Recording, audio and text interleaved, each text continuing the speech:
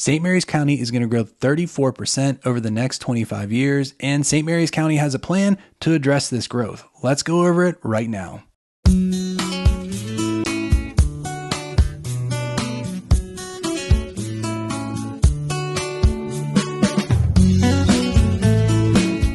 Hey, my name is Rob Schou. I'm a realtor down here in Southern Maryland with EXP Realty, and the whole goal of these locally focused videos is to help buyers and sellers make educated decisions down here in Southern Maryland. Let's jump right into it and talk about St. Mary's 2050. Now, this plan is kind of like the overall vision of what St. Mary's County is going to look like over the next 25 to 30 years. And like I said in the intro, they're projecting that over 40,000 new residents will be moving to St. Mary's County in the next 25 years. Right now, we're around 110,000 residents in St. Mary's County. So that's going to be about we'll be right about 150,000 residents in the county by the end of 2045. According to the county documents, they're saying that a majority of the growth should happen in concentrated areas. They don't want to see suburban sprawl. They want to see it all kind of focus in that Lexington Park and Leonardtown area. So if you're someone that doesn't want to be around a bunch of people, and maybe you live in Lexington Park right now and you have some nice woods behind your house, those woods are probably going to be used for future housing.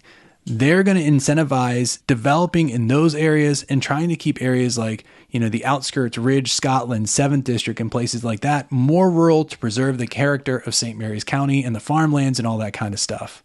Now, it's great that they don't want that sprawl to happen, but it does mean those areas are going to become more congested and densely populated, and there are going to be issues around that. And honestly, even before these new 40,000 people come to St. Mary's County, we're dealing with housing problems right now. There's just not enough single-family homes for people in the area at a decent price. And so the way that St. Mary's County wants to deal with this is incentivize building in those high density areas. Now, they specifically call out Lexington Park, California, Hollywood, and even Charlotte Hall too, and Piney Point, where they're going to promote more building in that area, but there's really not specifics on how they're going to do that, if there's going to be incentives, or it's just zoning changes that make it more attractive for builders, buyers, and sellers to be in those areas. The third thing that I noticed is there's a lot of focus on Lexington Park. If you've driven through Lexington Park lately, you've noticed that there's a lot of new buildings, a lot of new stuff going up in that area. And I believe this is going to be continued in the project or in the plan 2050 because the redevelopment of Lexington Park is a huge theme throughout the document. And when I read through it, what I noticed is they talked a lot about redevelopment of aging areas, more mixed use, and better use of existing infrastructure that's already there in Lexington Park.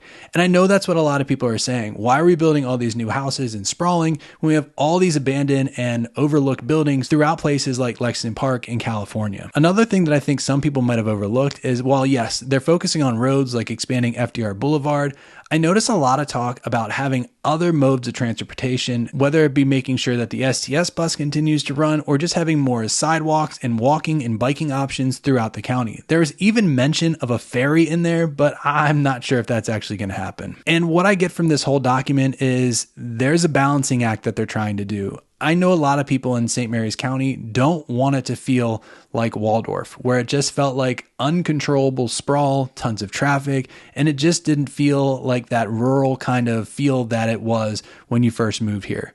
But we have to balance that with the need for more people to find housing, affordable housing, in an area close to all the, work centers, which obviously is Pax River. So that's what this master plan is really trying to do. It's trying to increase economic output. It's trying to increase housing. It's trying to increase services and just like the comfort of everyday life while also still preserving the rural character. Now, is everyone going to be happy with this? Probably not. But I really encourage you not just to listen to these 5-6 bullet points of what this project is or what this plan is.